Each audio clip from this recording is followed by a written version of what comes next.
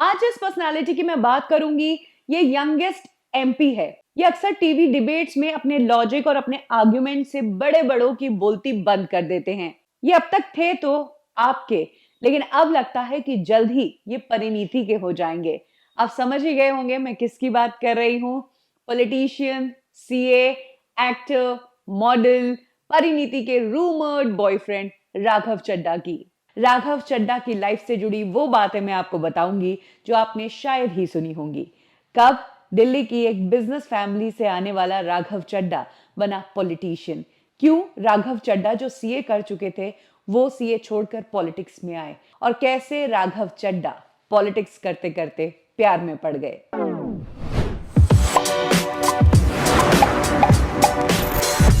राघव का बचपन दिल्ली के राजेंद्र नगर में बीता है। उनका परिवार वहीं पर रहता था। परिवार में मॉम, डैड और एक बहन है। पिता का बिजनेस है, मदर हाउसवाइफ थी और बहन सीए है। राघव चड्ढा की स्कूलिंग मॉडर्न स्कूल बाराकंबा से हुई। उसके बाद दिल्ली यूनिवर्सिटी में उन्होंने ग्रेजुएशन की पढ़ाई की, साथ के साथ उन्होंने सीए किया। सीए करने के बाद उन्होंने लंदन स्कूल ऑफ इकोनॉमिक्स से आगे की पढ़ाई की और उसके बाद वो इंडिया आए। जिस वक्त Raghav Chadha as a CA अपने करियर की शुरुआत कर रहे थे, उसी टाइम उनकी मुलाकात अरविंद केजरीवाल से हुई थी। तब तक अरविंद केजरीवाल सीएम नहीं बने थे। वो कह सकते हैं कि एक स्ट्रगलिंग पॉलिटिशियन थे जो करप्शन के मुद्दे पर अन्ना हजारे के साथ आवाज उठा रहे थे। और तभी से राघव चड्ढा ने अरविंद केजरीवाल के साथ इस कैंपेन में बहुत ही ज्यादा इन्वॉल्व होकर काम करना शुरू किया। राघव चड्ढा की सोच, उनके कैंपेन को लेकर जो प्लानिंग्स थी, वो अरविंद केजरीवाल को बहुत पसंद आई। यही कारण है कि जब अरविंद केजरीवाल ने अपनी पार्टी बनाई आम आदमी पार्टी, तो उसमें राघव चड्ढा को अपनी पार्टी का ट्रेजरर बनाया। अब राघव चड्ढा पार्टी की क्या आवाज जानी चाहिए जनता तक, किस तरह के कैंपेन्स होने चाहिए पार्टी के, ये सब राघव चड्ढा डिसाइड करते थे, क्योंकि उनकी प्लानिंग, ब्रांडिंग, मार्केटिंग स्ट्रेटेजी और वाक्पटुता, यानी कि किसी भी चीज का जवाब उनके पास होता था और वो बहुत अच्छे से जवाब देते थे। यही कारण था कि पार्टी की ये जिम्मेदारियां राघव चड्ढा को अरविंद केजरीवाल ने दे दी थी। और यहां से कह सकते हैं कि राघव चड्ढा का वो सीए वाला करियर जो था वो बैक सीट पर आ गया और वो अब एक एक्टिव पॉलिटिशियन बन चुके थे।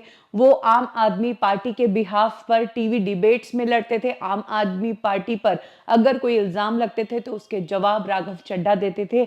उनके जवाब, उनकी स्पीचेस अक्सर ट्विटर पर वायरल रही और तब सभी लोग ये देखकर हैरान थे कि ये बंदा इतना यंग है और इतनी लॉजिक की बातें कैसे कर सकता है और कैसे एक पॉलिटिकल पार्टी की इतनी अहम सीट पर है। ये देखकर कह सकते हैं कि कम उम्र में ही राघव चड्ढा ने पॉलिटिक्स को लेकर बहुत अच्छी जानकारी हासिल कर ली थी, जबकि वो एक पॉलिटिकल बैकग्राउंड से आते भी नहीं हैं। 2018 में राघव चड्ढा को लेकर कंट्रोवर्सी तब हो गई थी जब आप पार्टी के deputy chief minister Manish Sisodia के एडवाइजर के रूप में राघव चड्ढा को अपॉइंट किया गया था।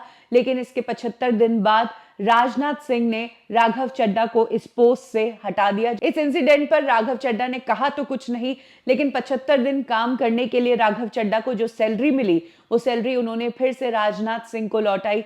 ये सैलरी थी ₹2.5, क्योंकि वो ₹1 पर मंथ काम कर रहे थे। और कहते हैं ना कि कंट्रोवर्सीज लोगों को चमका देती है, और इस इंसिडेंट ने राघव चड्ढा को इतना चमका दिया कि 2019 में साउथ दिल्ली की तरफ से उन्हें लोकसभा कैंडिडेट के रूप में उतारा गया आम आदमी पार्टी की तरफ से। हालांकि इस बार वो हारे थे, बट आम आदमी पार्टी को राघव चड्ढा पर विश्वास था। उन्होंने अगले साल फिर से राघव चड्ढा को इलेक्शंस लड़वाए, जिसके बाद राघव चड्ढा वो इलेक्शन जीते और बन गए यंगेस्ट एमपी। इसके बाद राघव चड्ढा पर आम आदमी पार्टी ने बड़ी जिम्मेदारी डालनी शुरू की। ये बात तब की है जब पंजाब में इलेक्शंस हो रहे थे और आम आदमी पार्टी को ऊपर आना था। भगवंत मान के साथ जो पूरा कैंपेन था वो राघव चड्ढा ने लड़ा और रिजल्ट ये रहा कि भगवंत मान को पंजाब का सीएम बनाया। राघव चड्ढा बहुत क्लोजली इन्वॉल्व रहे इस पूरे इलेक्शन कैंपेन में। कह सकते हैं कि राघव चड्ढा सालों से आम आदमी पार्टी के स्पोक्स पर्सन रहे हैं, उनकी आवाज रहे हैं। पॉलिटिशियन होने के साथ साथ राघव चड्ढा को स्पोर्ट्स का भी बहुत शौक है। वो क्रिकेट के बहुत शौकीन है और स्टेट लेवल बैडमिंटन प्लेयर रह चुके हैं। इसके अलावा राघव चड्ढा को ग्लैमरस इंडस्ट्री का भी बहुत शौक है। वो फिटनेस फ्रीक है और कई बार मॉडलिंग भी कर चुके हैं। इनफैक्ट वेब सीरीज राजमा चावल में वो एक गेस्ट अपीयरेंस भी दे चुके हैं। राघव चड्ढा बहुत ही पॉपुलर पॉलिटिशियन है क्योंकि वो यंग है, यंग होते हुए बहुत बड़ी पोजीशन पर हैं और बेहद हैंडसम भी है। यही कारण है कि अक्सर उनकी चर्चा रहती है और कई बार फीमेल्स उन्हें प्रपोज भी करती है। जब भी इंटरव्यूज में उनसे शादी के बारे में पूछा गया तो उनका कहना था कि शादी के लिए मेरे पास टाइम ही नहीं है क्योंकि मैं बहुत ज्यादा बिजी हूँ। इस वक्त मेरी जिंदगी में एक ही लड़की है और वो है मेरी माँ, जो मेरे शेड्यूल को बहुत अच्छे से समझ सकती है।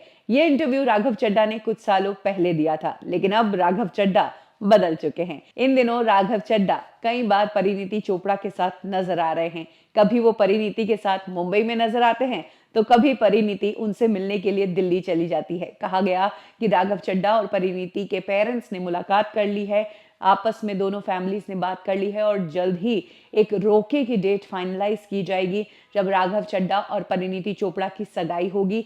राघव चड्ढा और परिणीति दोनों ही अपने रिलेशनशिप पर चुप है, लेकिन आप पार्टी के एक पॉलिटिशियन ने इन दोनों को नई शुरुआत की बधाई दी और अब हाल ही में परिणीति चोपड़ा के दोस्त, उनके को एक्टर हार्डी संधू ने भी कहा कि मैंने परिणीति को कंग्रेचुलेट किया है और जल्द ही ये दोनों शादी करेंगे।